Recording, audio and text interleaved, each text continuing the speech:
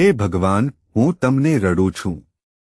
શુક્રવાર 7 ઓગસ્ટ 2026. આજે સવારે અમારા ધ્યાન માટે મેં એક્ઝોડસ પુસ્તકમાંથી પસંદ કર્યું છે. પ્રકરણ 4 શ્લોક 27.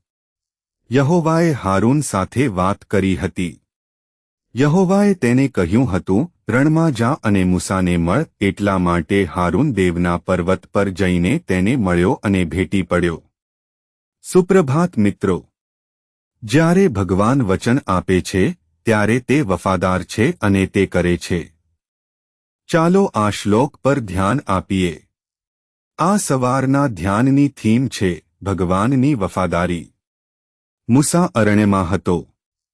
અરણ્યમાં 40 વર્ષ પછી ભગવાન સળગતી ઝાડીમાં દેખાયા અને મોસેસને નેતા તરીકે બોલાવ્યા. ઇઝરાયેલના લોકોને ઇજિપ્તના બંધનમાંથી વચનબદ્ધ ભૂમિ, દૂધ અને મધથી વહેતી જમીન તરફ દોરી ગયા. પરંતુ મૂસા અનિચ્છા નેતા હતા. તે ભગવાન સમક્ષ બહાના સાથે આવ્યો કારણ કે તેણે બધું ગુમાવ્યું હતું, પોતાના વિશેનો વિશ્વાસ પણ. પરંતુ પછી ઈશ્વરે વચન આપ્યું કે તે વ્યક્તિને તેના માટે બોલવા દેશે. એ આરોન છે. ઈસુએ વચન આપ્યું હતું કે તે પ્રભુ મૂસા સાથે સર્વ રીતે રહેશે. દેવ વિશ્વાસુ છે. તે તરત જ હારૂનને બોલાવે છે અને તેને કહે છે કે તે અરણ્યમાં મૂસાને મળવા જાય. સાથીઓ, આપણા સૌનો આપણા જીવનમાં એક હેતુ છે કારણ કે ઈશ્વરે આપણને ચોક્કસ હેતુ માટે બનાવ્યા છે. અને ભગવાન યોગ્ય સમયે અમને તે હેતુ માટે આમંત્રણ આપે છે. આપણે તે સમય સુધી તેની રાહ જોવી પડશે. આપણે કદાચ અચકાઈએ, પણ ઈશ્વર આપણા માટે એક યોજના ધરાવે છે.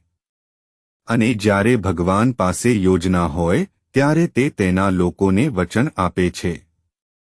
અહીં ભગવાને મૂસાને બોલાવ્યો અને તેણે વચન આપ્યું કે તે તેને સહાયક આપશે, તેના માટે બોલવા માટે એક વ્યક્તિ.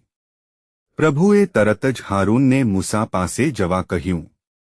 સાથીઓ, ભગવાન આપણને વચન આપશે અને ભગવાન તેમના તમામ વચનો પૂરા કરવા માટે વફાદાર છે. જો તેમણે અમને સમર્થન આપવાનું વચન આપ્યું હોય તો તે કરશે. જો તેમણે અમને ભલાઈ અને કલ્યાણનું વચન આપ્યું હોય તો તે કરશે. જો તેણે અમને વચન આપ્યું છે કે તે અમારી સાથે ચાલશે તો તે કરશે. અને જો તેણે આપણા જીવનમાં પરિવર્તનનું વચન આપ્યું છે તો તે કરશે. આપણે ફક્ત ભગવાનની રાહ જોવી પડશે. કેમ કે ભગવાન વફાદાર છે.